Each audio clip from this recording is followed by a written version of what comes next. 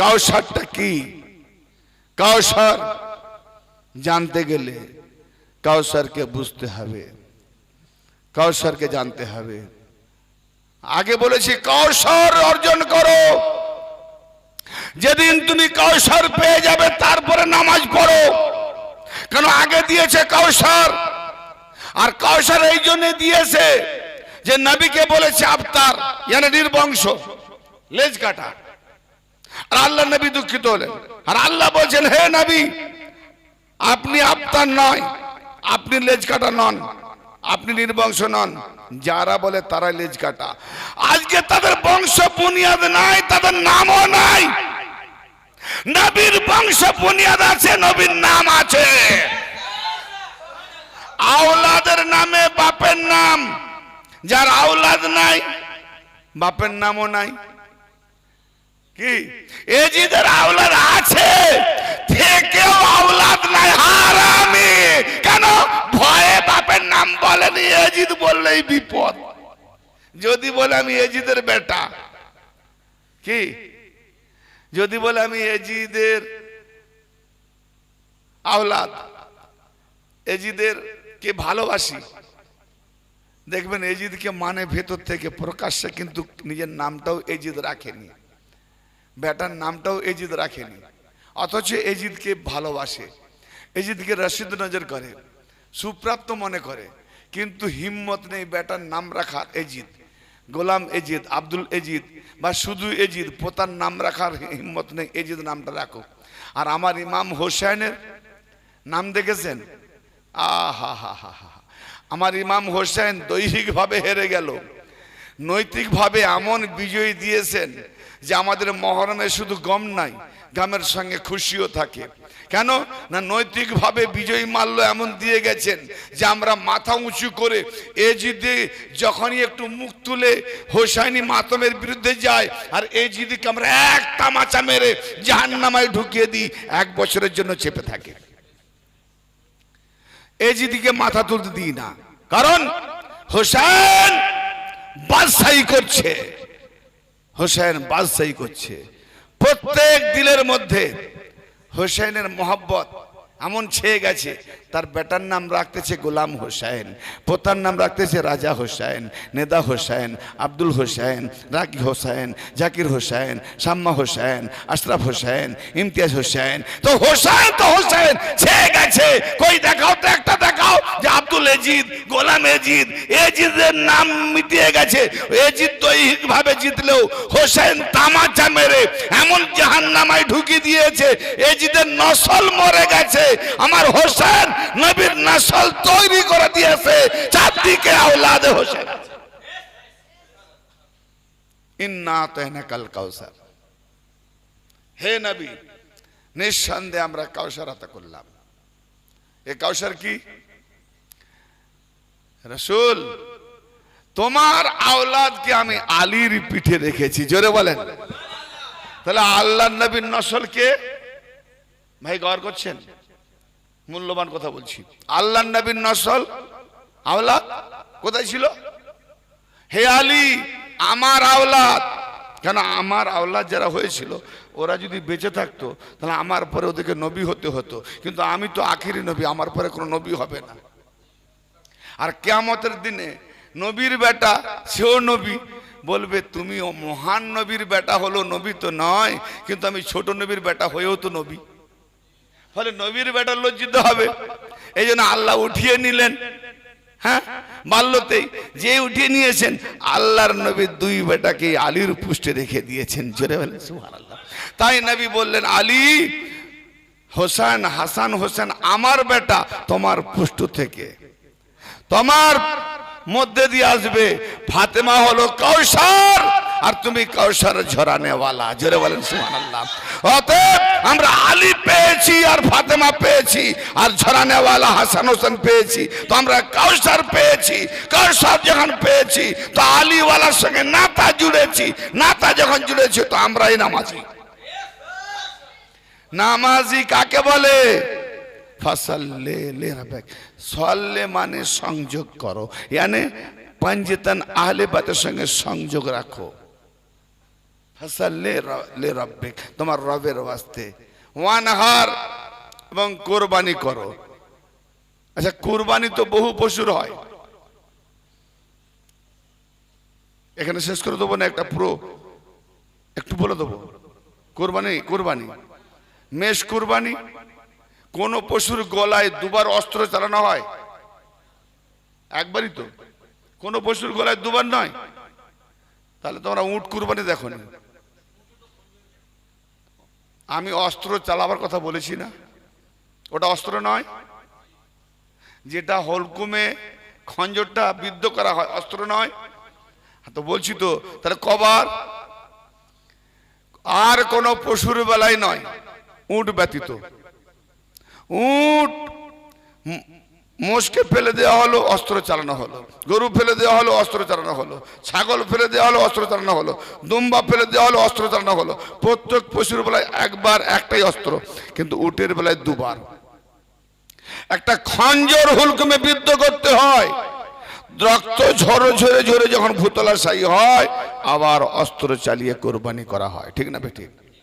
তো এখানে জিবহিম বলেনি, জবাহ বলেনি, কুরবানি বলেনি, নাহার বলেছে। ওয়ানহার, ওয়ানহার, এবং নাহার করো। তাহলে নবীকে বললেন কাউসার দিয়েছি, তো নবীকে দিয়েছি মানে উম্মত পাবে। কি করবে? নামাজ করো। তাহলে কাউসার দিয়েছি, সংযোগ করো। ফসল্লে, সংযোগ করো। লে রাব্বিকা, রবের জন্য, পালনকর্তার জন্য সংযোগ করো। কোথায়? মুহাম্মদ সংযোগ করছে। যাদের দ্বারাতে কিয়ামত পর্যন্ত দিন থাকবে, আলীর সঙ্গে মুহাম্মদ সংযোগ করেছে, হাসান হোসেনের সঙ্গে সংযোগ করেছে। তাই মুহাম্মদ বলেছে, ইয়া আলী আনতা মিন্নি ওয়া আনা মিনকা, হে আলী তুমি আমার থেকে, আমি তোমার থেকে। মুহাম্মদ আলীর সঙ্গে সংযোগ করেছে। আল হাসনাইন মিন্নি ওয়া আনা মিনাল হাসনাইন, হাসান হোসেন আমার থেকে, আমি হাসান হোসেন থেকে। অতএব নবী হাসান হোসেনের সঙ্গে সংযোগ করেছে। নারায়ে তাকবীর, নারায়ে তাকবীর। পড়া নামাজের নয়, কায়েম নামাজের কথা বলছে। নামাজ বারবার আকিমুস সালাত কেন বলা হচ্ছে? আকিমুস সালাতের মানেই হলো পাঞ্জেতানির সঙ্গে সংযোগ রাখো, আলীর সঙ্গে সংযোগ রাখো, আলীওয়ালার সঙ্গে সংযোগ রাখো। একে বলা হয় কায়েমি নামাজি, দায়েমি নামাজি। আর এই কায়েমি দায়েমি নামাজকে শেখার জন্য দোয়ার নামাজ পড়ো। মানে যে নামাজটা পড়া হয় এটা নামাজ নয়, নামাজের জন্য দোয়া করতে যাওয়া হয়। কিন্তু রোজানা আদমের মতো দোয়া করছে, কবুল হয়নি। যদি কবুল হতো আলী পেয়ে যেত। কারণ 5 ওয়াক্ত নামাজ দোয়ার নামাজ, ওটা কোরআনে নাই। কোরআনে আছে কায়েমি নামাজ, দায়েমি নামাজ। জি বাবা মার, গ্রিনল্যান্ডে কমাস দিন কমাস রাত জানা আছে? হ্যাঁ জি, 6 মাস রাত। সব ছেলেরা পড়াশোনা না করলে জানবে, যারা এডুকেটেড তারা জানবে, যারা ভৌগোলিক জ্ঞান বিজ্ঞান রাখে, বৈজ্ঞানিক জ্ঞান রাখে তারা জানবে। আচ্ছা, গ্রিনল্যান্ড 6 মাস দিন 6 মাস রাত, উত্তর মেরু দক্ষিণ মেরু এরকম বহু জায়গা আছে 9 মাস রাত। May June July 3, April May June 3 মাস, 3 ঘন্টা করে সূর্য থাকে উত্তর মেরুতে আর দক্ষিণ মেরুতে। কেন? সূর্যের অবস্থা সেখানে এমন যে 3 ঘন্টা সূর্য পর পরই পুরো এবার অন্ধকার, আর বাকি পুরো 9 মাসটা তো সূর্যই পায় না। এখন বলেন, সূর্য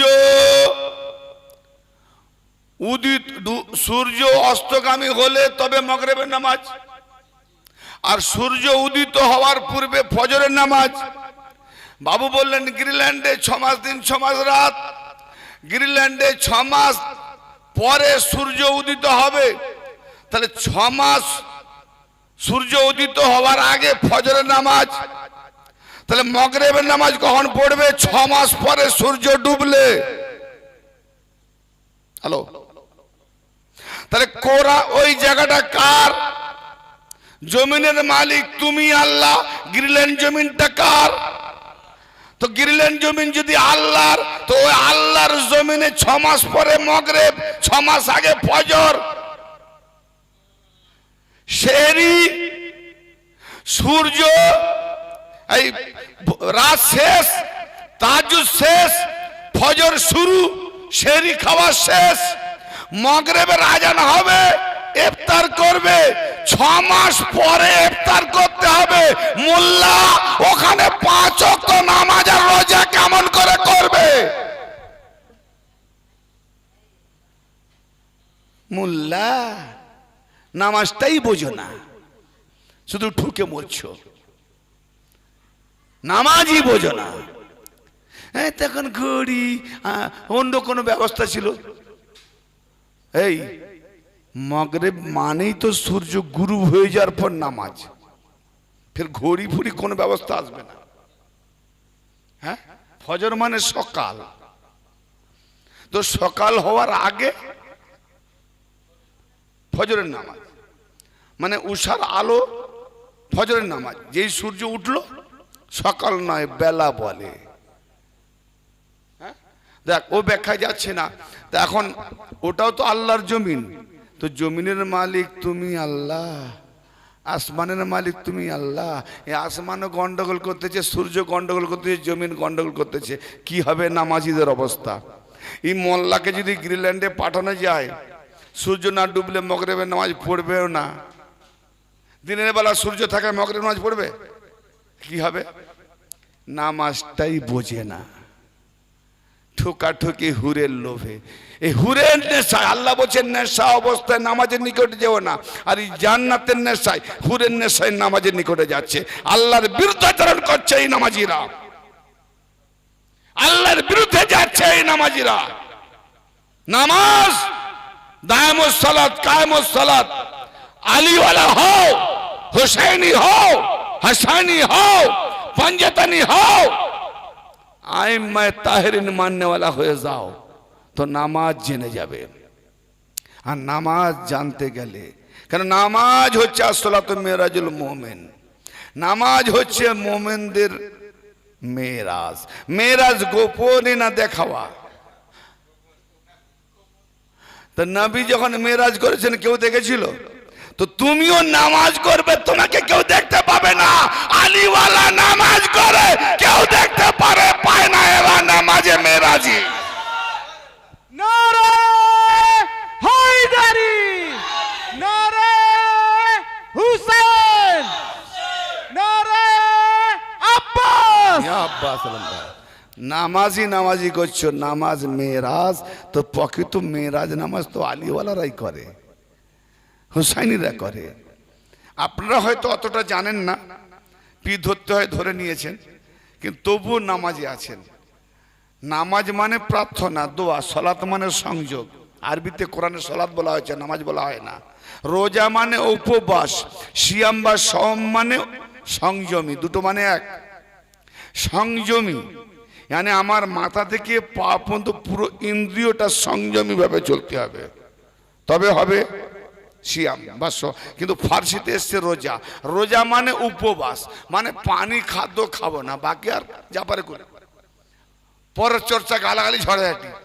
শয়তানকে বেঁধে রাখে রমজান মাসে, আর বেশি রমজান মাসে ঝগড়া হয়। তো ঝগড়া কার লেগে হয়? শয়তানের লেগে। তো বাঁধা থাকলেও ঝগড়া হবে কেন? রমজান মাসে বেশি গিবত চর্চা হয়। আসলে কোন শয়তানকে বেঁধে রাখে জানে না। তো যে শয়তান ঝগড়া লাগায়, সে কাঠ মোল্লারাই শয়তান হয়ে বসে আছে। হ্যাঁ বাপ আমার, এইটাই তো আসল কথা। কৌশরই বুঝি না, কৌশর বলে কাকে?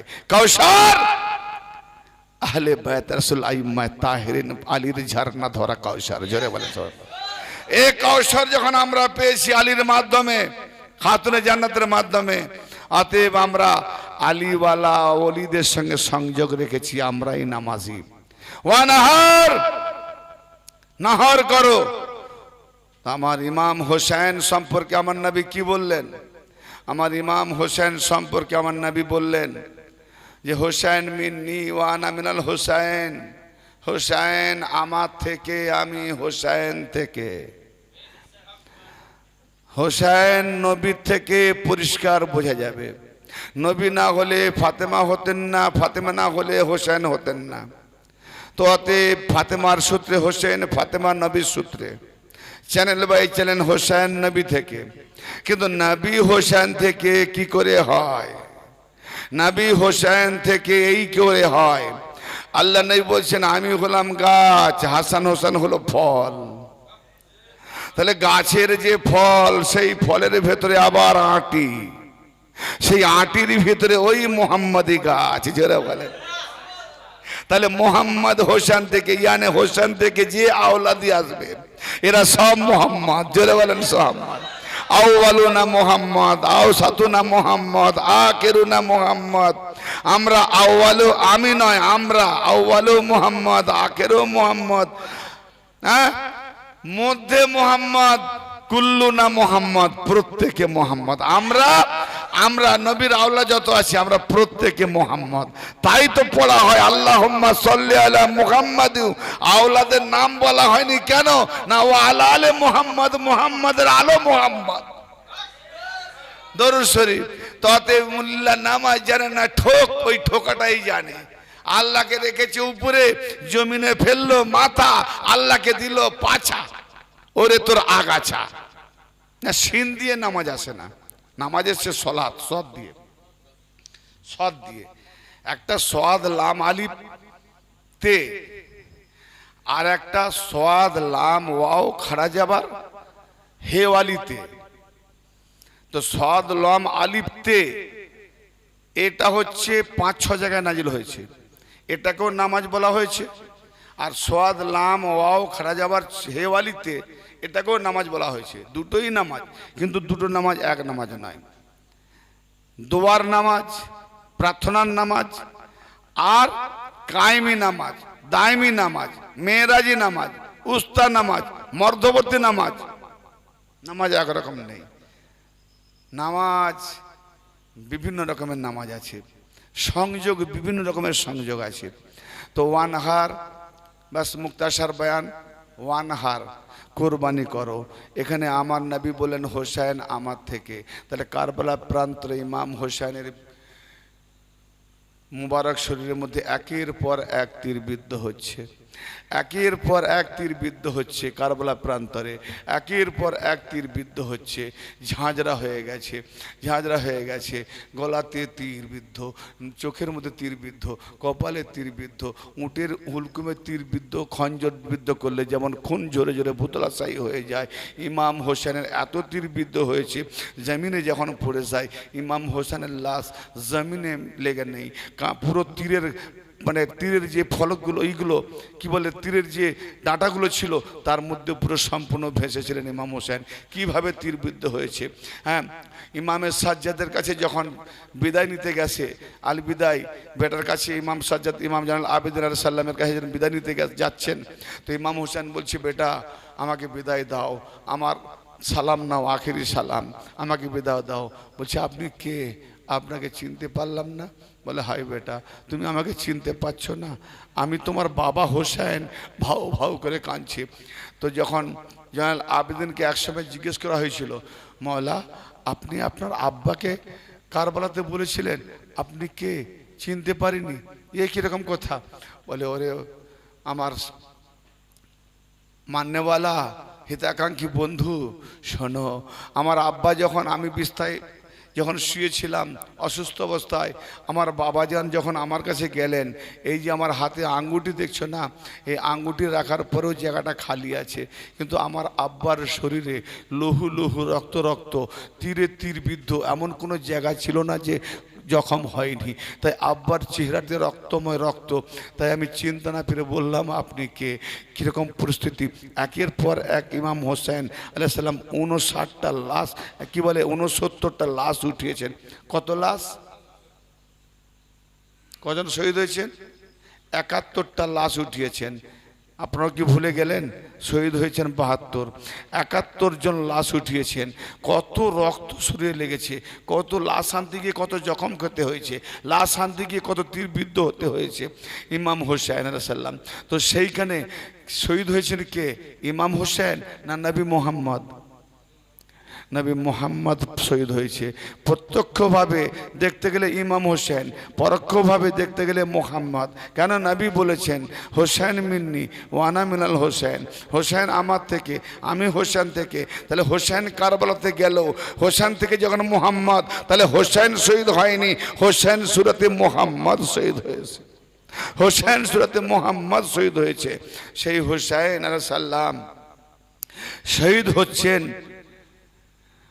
আর সেই হুসাইনের শহীদের খবর আমার নবী দিচ্ছেন, তখন নবী শহীদ হয়নি। ইবনে আব্বাস, আব্দুল্লাহ ইবনে আব্বাস রাদিয়াল্লাহু তাআলা আনহুমা বলছেন যে আমি নিসফেন নাহার অর্থাৎ দুপুরের পর বিকেল টাইম ঘুমের মধ্যে স্বপ্ন দেখলাম। ঘুমের মধ্যে স্বপ্ন দেখলাম কি? নবী মুস্তাফার শরীরে ধুলোয় ধূসরিত আবর্জনা কাপড়, মানে ময়লা ধুলো বালি, আর চুলগুলো, মাথার চুলগুলো এলোমেলো ধুলোয় ধূসরিত। নবীর হাতে একটি দেখলাম শিশি বোতল, সেই বোতলে রক্ত, বোতল ভর্তি রক্ত। নবীকে খালি মাথায় এলোমেলো চুল। বলুন, নবীকে নবী খালি মাথা দেখিয়েছেন কি বুঝাচ্ছে? অর্থাৎ ইমাম হোসেনের যে শহীদি নমুনা বোতলে রক্ত ভরে নিয়ে এলেন, নবী খালি মাথায় দেখাচ্ছেন। ইমাম হোসেনের জন্য নবীজি নিজে তাজ খুলে দিয়েছেন। তো আমরা ইমাম হোসেনের কারবালা কথা বলতে গিয়ে কি করে তাজ পরে থাকি, তাই আমাকেও খুলতে হলো। তাই আমার নবী মুস্তাফা এলোমেলো অবস্থায় দাঁড়িয়ে আছেন আর বোতলে রক্ত ভরা। আব্দুল্লাহ ইবনে আব্বাস বলছেন, ইয়া রাসূলুল্লাহ, ইয়া হাবিবাল্লাহ, এ কি অবস্থা আপনার? এরকম অবস্থা কেন? আর আপনার হাতে ওটা কি? আপনার হাতে ওটা কি ইয়া রাসূলুল্লাহ? ইবনে আব্বাস কারবালা প্রান্তরে আমার হোসেনকে শহীদ করে দিয়েছে। কারবালা প্রান্তরে আমার হোসেনকে শহীদ করে দিয়েছে। এই যে আমি তাদের রক্ত বোতলে ভরে ভরে এনেছি, আর হোসেনের সঙ্গীরা যারা শহীদ হয়েছে সকলের রক্তকে আমি বোতলে ভরেছি। এই সব রক্ত আমার নবী ইমাম হোসেনের রোনা জারি করছেন, আমার নবী ইমাম হোসেনের মাতম জারি করছেন, আমার নবী ইমাম হোসেনের জন্য বোতলে তাজিয়াগিরি করছেন, বোতলকে তাজিয়া করছেন, তার তাজিয়াদারি নিশানি দেখাচ্ছেন। তাজিয়া মানে স্মৃতি নিশানি। ইমাম হোসেনের তাজিয়া বোতল ভরা, রক্ত ভরা বোতল আমার নবী করছেন, আর মোল্লারা বলে তাজিয়া হারাম। আল্লাহু আকবার। আমার ইমাম হোসেনের জন্য নবী শোক পালন করছেন, নবী এলোমেলো করছেন, নবী মাতম, নবী ধুলোয় ধূসরিত, নবীর মাথার চুল এলোমেলো, নবী শোকে একদম মানে কি বলে নিজেকে ভুলে গেছেন। কিরকম মাতম নবী মানিয়েছেন। উম্মে সালমা রাদিয়াল্লাহু তাআলা আনহা বলছেন, কোন বিবির হাতে নবী দিলেন না ওই মাটিটা, কারবালার মাটি। কেন? নবী জানতেন যে কারবালার আগে আমার সব বিবিরা মারা যাবে, সিরেফ উম্মে সালমা বেঁচে থাকবে, কারবালার পরেরও মওত হবে। তাহলে নবী গায়েবের খবর জানেন কে কদিন বাঁচবে। উম্মে সালমার কে একদিন বলছে, উম্মে সালমা বলছে যে নবীজি বললেন, ও উম্মে সালমা, সালমার মা, আমার হুজরায় যেন কেউ না আসে, তুমি গাইড দিয়ে রাখো যেন কেউ না আসে। তো বেশ কিছুক্ষণ কেটে গেল। উম্মে সালমা বলছেন, আমি নবীর হুজরা থেকে হিচকি দেওয়া কান্নার আওয়াজ শুনলাম। আমার নবী হিচকি টেনে কাঁদছেন, দাঁত দাঁড় করে কাঁদছেন। আমি ঝাঁকি দিলাম, কান্নার আওয়াজ কেন? গিয়ে দেখলাম কি, ইমাম হোসেনকে কোলে নিয়ে মাথায় কপাল হাত দিয়ে মুছে দিচ্ছেন আর চুমু খাচ্ছেন, গলায় চুমু খাচ্ছেন, মুখে চুমু খাচ্ছেন, কপালে চুমু খাচ্ছেন, পুরো শরীরে চুমু খাচ্ছেন। উম্মে সালমা বলছেন ইমাম হোসেন কখন যে এসে গেছে আর কখন এসে নানার হুজরায় ঢুকে গেল আমি নিজেও বুঝতে পারি না। কান্নার আওয়াজ শুনে আমি দেখলাম ইমাম হোসেন কে নিয়ে নবী কোলে নিয়ে দাঁড় দাঁড় করে হিচকি দিয়ে কাঁদছেন।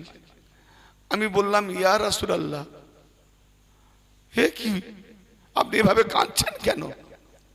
উম্মে সালমা, এইমাত্র জিবরাইল আমার কাছে এসে খবর দিয়ে গেল যে হে নবী, আপনি কি হোসেনকে খুব মহব্বত করেন? নবী বলেন হোসেন আমার বেটা, আমি মহব্বত করব না?